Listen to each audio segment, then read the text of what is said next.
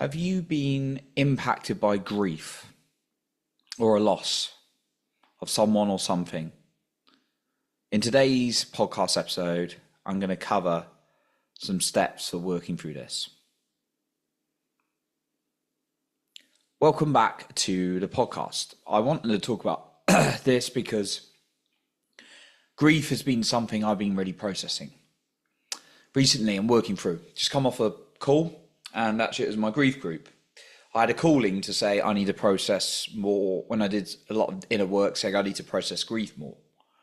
And I've got to be honest, I'm still working at it because my brain is trying to distract me at times and be like, look over there, look over this. It's trying to distract me left, right, and center. And I'm just really making an intention to sit with myself even more, because it's always when we don't like something, it's new, we try and distract ourselves. And I've got some good things going on in my life, but it's really important I have to sit with the grief because I know that is so healing. I don't even like the word healing. I've got to be honest. I'm going to have to use it in this episode, and I've used it before, but I don't like the word healing in the sense that I do believe in it, but the way that it's misused and actually, in some cases, not all, used as an excuse to not actually take action and move forward in life.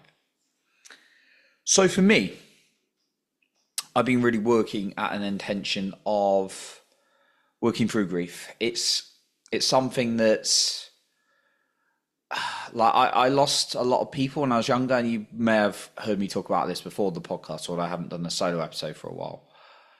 And when I was younger, I lost my brother when I was 2. I lost my grandma when I was 7. I lost my granddad when I was 2 as well. And yeah, it was just quite a lot of loss. And I never really processed it.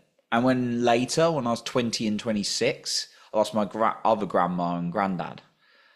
And I didn't really cry, if at all, on any of those.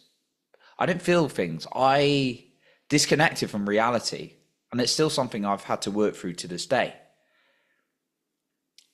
But when I've gone into that grief, into the pain through whatever modalities, although it can be painful, it's so, I have to use the word healing again. So I'm trying to find another word, relaxing, releasing, when I allow myself to feel those feelings of grief. And actually I have a lot more clarity because my body's not so full up with grief.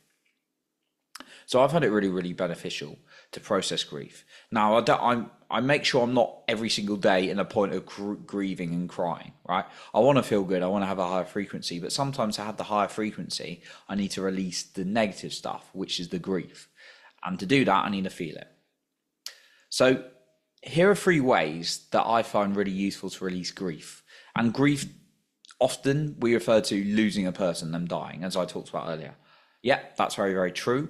That's usually the dominant thing people talk about in terms of grief.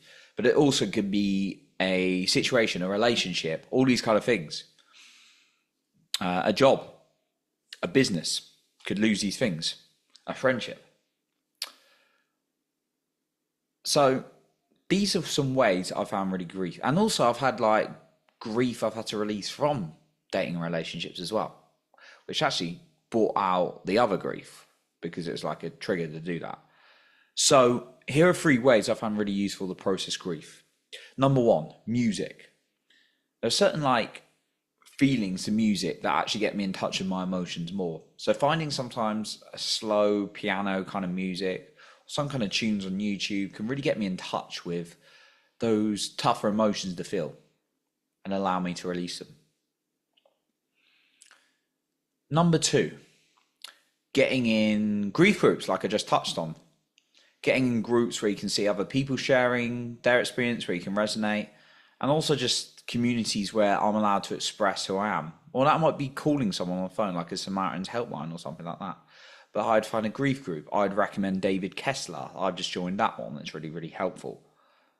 And then number 3, if you're missing a person, particularly someone who's died, having that conversation with them in your head, not in a sense that you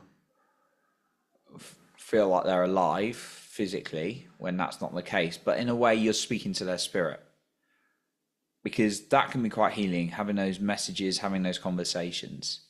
I've even done that when I like broken up with someone as well. As crazy as it sounds, it's quite helpful. Rather than, I put a very like healthy boundaries these days as opposed to a couple of years ago what I would have done. Like now, I'll seize contact out of respect and love for myself and be clear to them, her, and then I will, any kind of communication, I'll express it in a letter that I'll never send, or in some kind of mental boardroom conversation. So speaking to someone in your head, obviously don't go into the whole speaking to yourself all the time kind of thing, because that's another story, it's another conversation. But like having mental conversations with people can actually, I find, be really healthy. Now, like I want to also say this because I'm talking about grief, obviously, as a deep subject. Do get yourself professional help. I am not a professional, so this is just things that have helped me. And being able to release the grief, I've been able to move forward, have more clarity, and that's really helped my life in that way. So that's what I want to share around grief today. So what we talked about was number one, using some music to get you into the mood. I didn't even touch on this, but the other key one is breathing as well, like doing breath work. I don't know why I didn't even mention that one. That's like been one of my favorite ones. Combined, so I'd put it in the same category as music, although they can be two different things. But like when I'm breathing into the body and I'm listening to music, that really helps me. Groups, get yourself into support groups. Maybe you don't have to speak straight away. Maybe just listen. That can be healing in itself. And then number three, talking to like a person in spirit, just to kind of release some of those feelings, some of those thoughts, what you're feeling. So that's what I've got for you today. Thank you so much for being here. And remember to lead with your heart and not with fear.